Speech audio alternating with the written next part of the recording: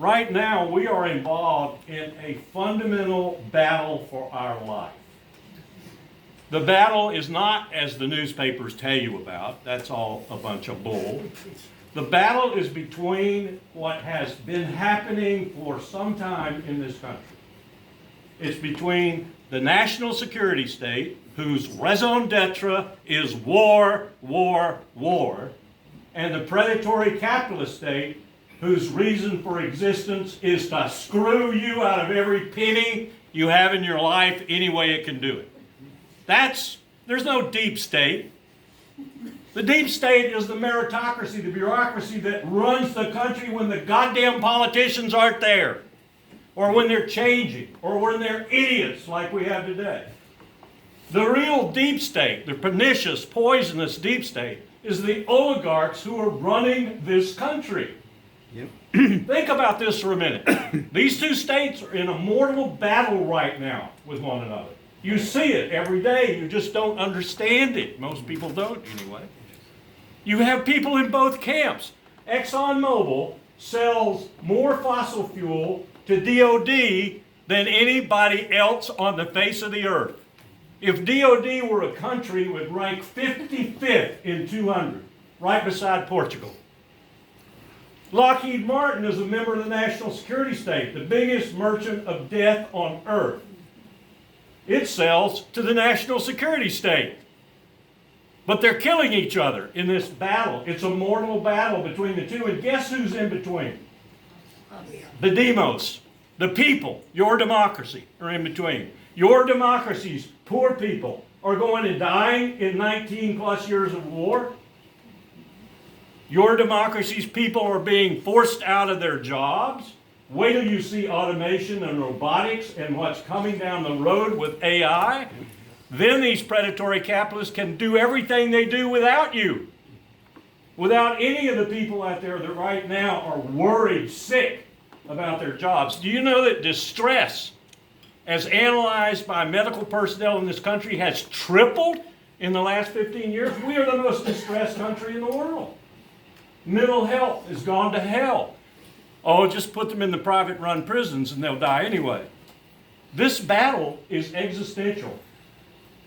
We won't even talk about the climate crisis that's coming down the road at us that most people are ignoring. This battle's existential. The national security state is now going to spend $1 trillion of your money to make nuclear weapons better.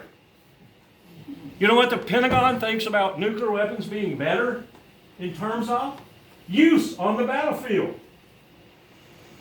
Those low-yield nuclear weapons we're going to develop are going to be used on the battlefield. Disregarding 50 years of escalatory theory and doctrine. Oh, it won't be escalatory. The hell it won't be escalatory.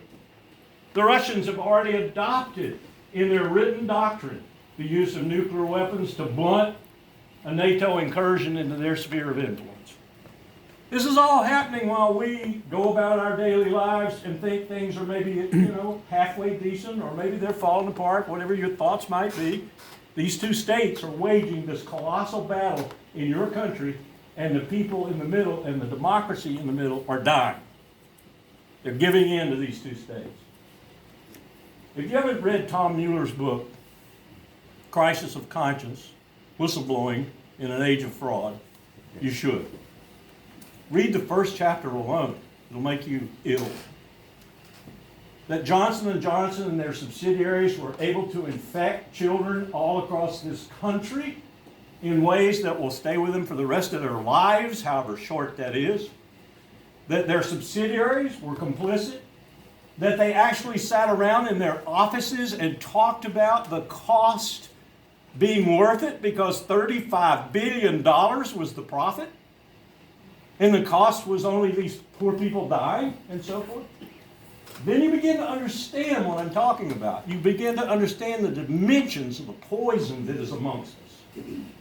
And the poison that is taking over our country and our democracy. I hesitate sometimes with my students even to call us a democracy anymore. Because these oligarchs are in charge. Don't talk to me about Moscow and Putin. We are the oligarchy clan in the world today. We are the personification of what Plato and Aristotle talked about when they said, oh, let the rich people run everything, because they are doing that in this country. Whether it's Sheldon Adelson funding West Bank settlements, Paul Singer doing the same thing, or, yes, George Soros pretending like he's a philanthropist.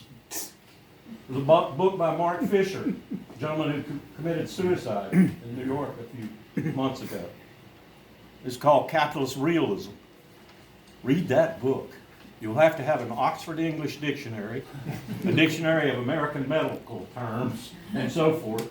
But look at the stats in that book on what is happening to this country. It's just unbelievable when you look at it. And it's all because of this predatory capitalist state. That's what we are today. We're a predatory capitalist state. Don't talk to me about China and state-owned enterprises. We are a state-owned country by these oligarchs. And we're killing ourselves. And as Tom tells you in that book, the one really brilliant flash of lightning through this whole morass is people like this, and people like Bill, and Tom, and John, and Edward Snowden. They're the people who are shining at least a little bit of light on this stuff. And Karen, and Jesslyn, and the people who defend them. And Colin.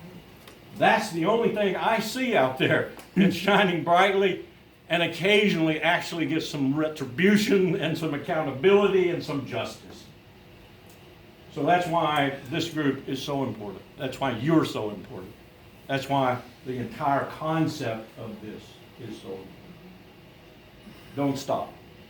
I think it was Martin Luther King who said something to the effect of, if you're silent, you're wrong. If you're silent in the face of wrong, you're doubly so. This group isn't silent.